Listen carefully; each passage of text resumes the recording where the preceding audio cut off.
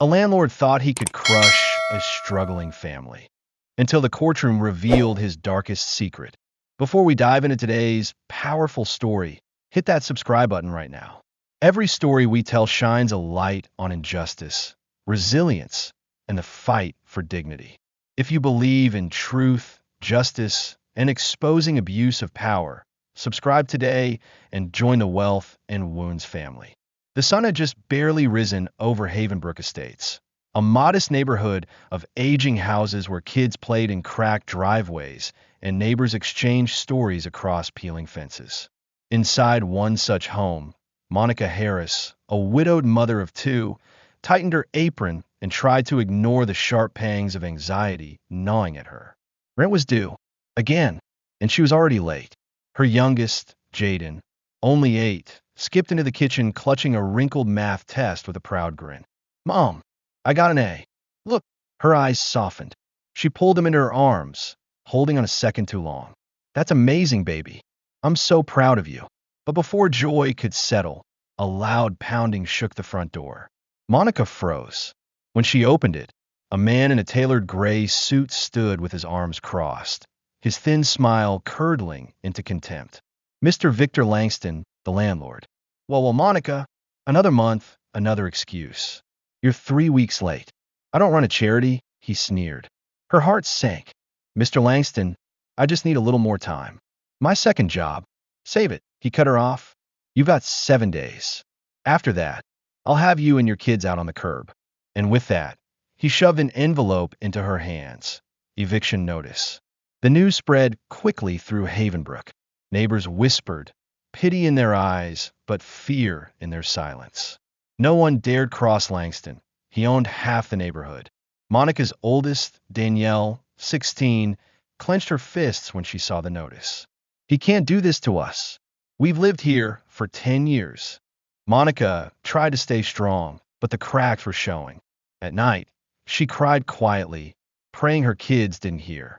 Langston, meanwhile, boasted at a local diner about the deadbeats he was clearing out. "You've got to be tough with these people," he laughed to his friends. "If you give them an inch, they'll take a mile. Watch, I'll have that house rented to someone who can actually pay by next month."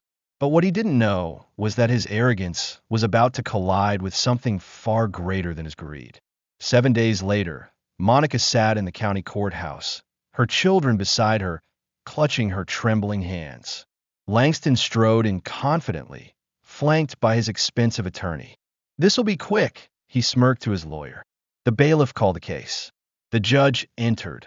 Honorable Judge David Carmichael. Tall, sharp-eyed, and known for cutting through lies like a blade. Langston began his case.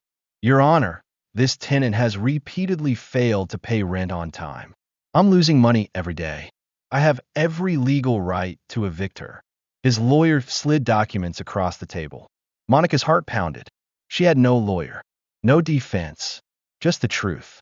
When the judge turned to her, Monica rose, her voice shaking. "Your Honor, I've done everything I can to provide for my children.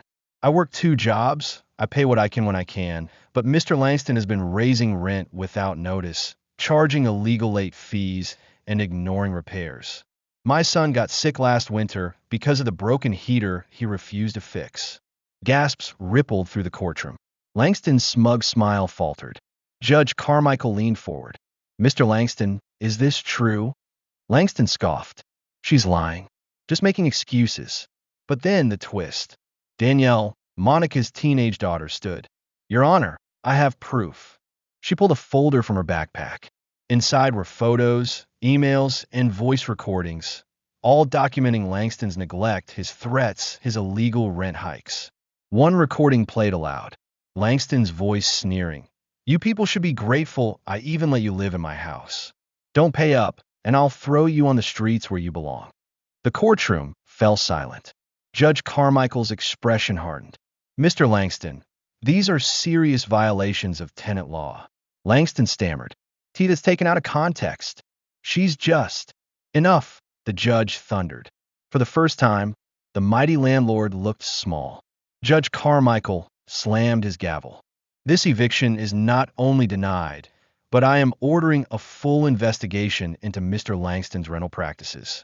Monica Harris, you and your children will remain in your home.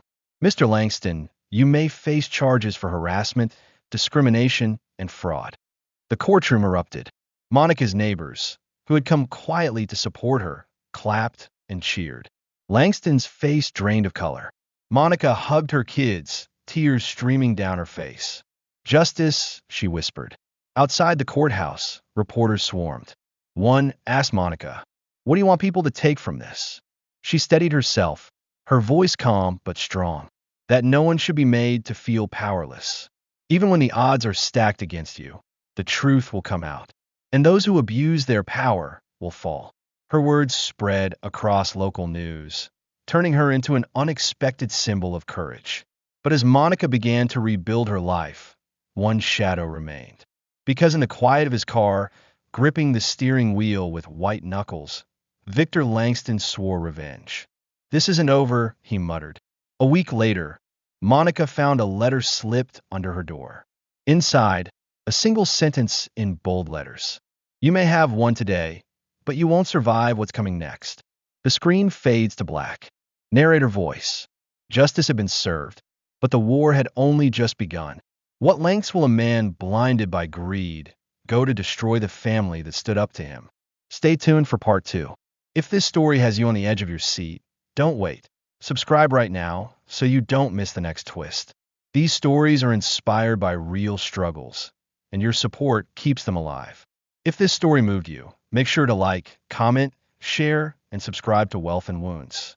Together, we expose injustice, celebrate resilience, and remind the world that truth always rises to the top.